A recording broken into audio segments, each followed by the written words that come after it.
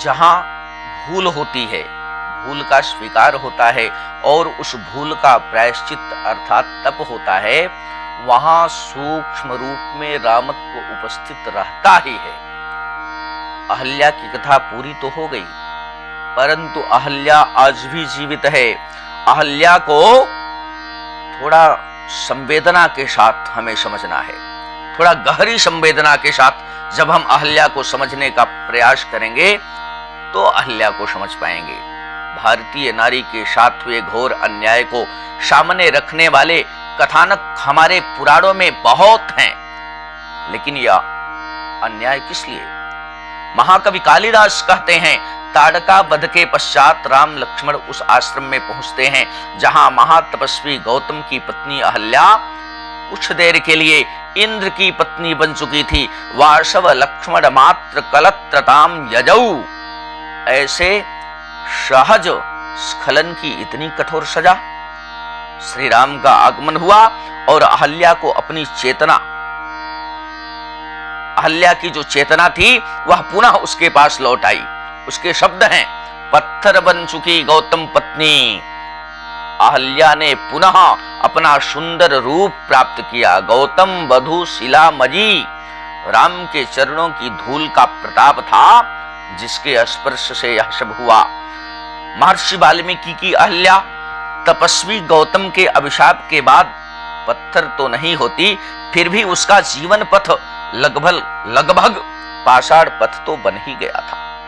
पाषाण में प्रच्छन्न रूप से अग्नि तत्व छिपा होता है जो प्रदग्ध करने वाला होता है, इसलिए यह कह सकते हैं कि पाषाण पथ भी वास्तव में अग्निपथ का रूप ले चुका था। क्या अहल्या के साथ अन्याय नहीं हुआ? इंद्र के साथ समागम करना उसका स्खलन अवश्य था, पर इस मानव सहज स्खलन की इतनी कठोर सजा? स्खलन तो ठीक, पर समाज में ऐसे कई व्यभिचारी राजा पुरुष हुए हैं जिन्हें उनके अपराधों की ऐसी कठोर सजा कभी नहीं मिली। कुछ और गहराई से हम अहल्या के इस कथानक को समझें। मानव इतिहास में यह पूरी संभावना है कि महात्मा के स्तर पर पहुंचे पुरुष की पत्नी की अतृप्त कामना का हाहाकार समाज के अन्य लोगों को भले न सुनाई दिया हो, ऐसी नारियों की अतृप्ति के पीछे एक विशेष बात होती है। जो भी व्यक्ति ऊर्ध्वमूल परम तत्व को पाने के लिए जूझ रहा होता है, तब उसमें संसार के प्रति उदात्त उपेक्षा अर्थात वैराग्य की भावना का उदय होता है। भगवान बुद्ध की दृष्टि में काम वासना समूल नष्ट न हो, फिर भी वह नगण्य तो बन ही जाती है। जब ध्येय प्राप्ति का आत्म संघर्ष तपस्या की कोटि में पहुंचता है, तब साधक की काम तृष्णा झर जाती है और उसकी ऊर्ध्वमूल आनंद यात्रा का शुभारंभ हो जाता है।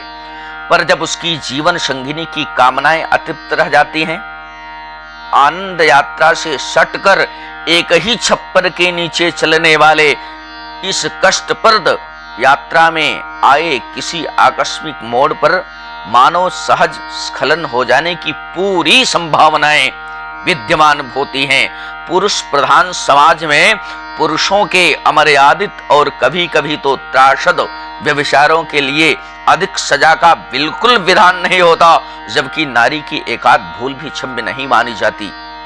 यदि पुरुष ऋषियों, पुरुष राजाओं तथा पुरुष राक्षसों को विवाहोत्तर काम तृप्त के बदले में पाषाण रूप हो जाने की सजा का विधान होता, तो भारतवर्ष की गली गली में पत्थरों के, पाषाणों के ढेर पड़े मिलते। आज भी स्थिति यह है कि पुरुष सारे पाप करता है तो भी छूट जाता है और नारी को भोगना पड़ता है। यदि भारतीय परंपरा की इस नाजुक शिरा को दबाया जाए तो असंख्य स्त्रियों के साथ हुए अन्याय की पुराण कथाएं जीवंत हो जाएंगी।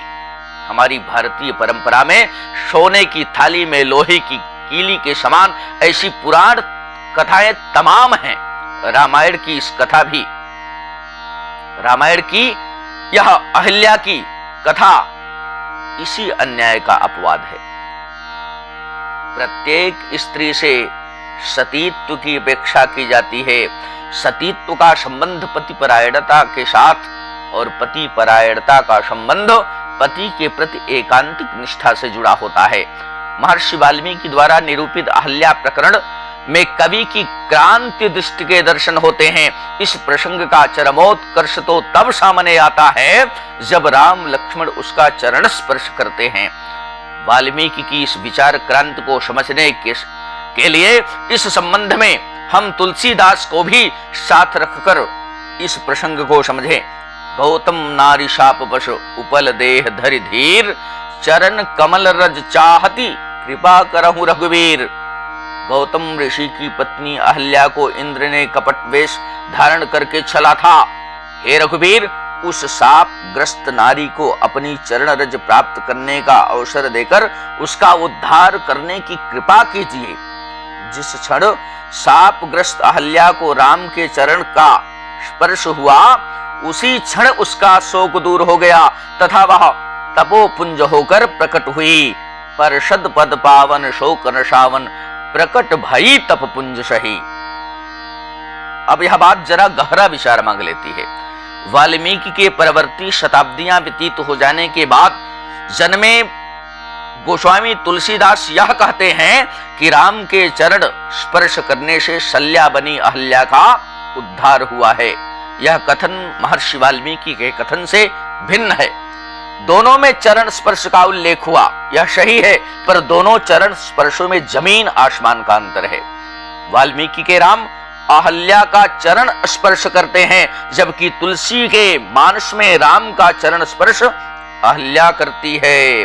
राम महामानव हैं, एक के राम महामानव हैं, जबकि दूसरे के परब्रह्म स्वरूप। अध्यात्म रामायण में भी अहल्या राम के चरण स्पर्श करती है।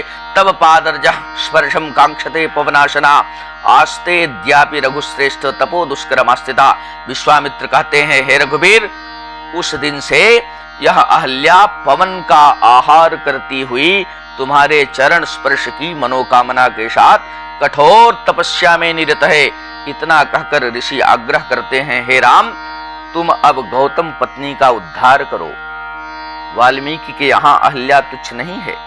पुनः कहना चाहूंगा कि राम अहल्या का चरण स्पर्श करते हैं, यह बात तो महर्षि वाल्मीकि ही लिख सकते हैं। गौतम ऋषि भी अन्य पतियों की तुलना में कुछ ऊपर उठे हुए हैं। उनका क्रोध भी सहज मानवीय स्वभाव की परिणति कहा जाएगा।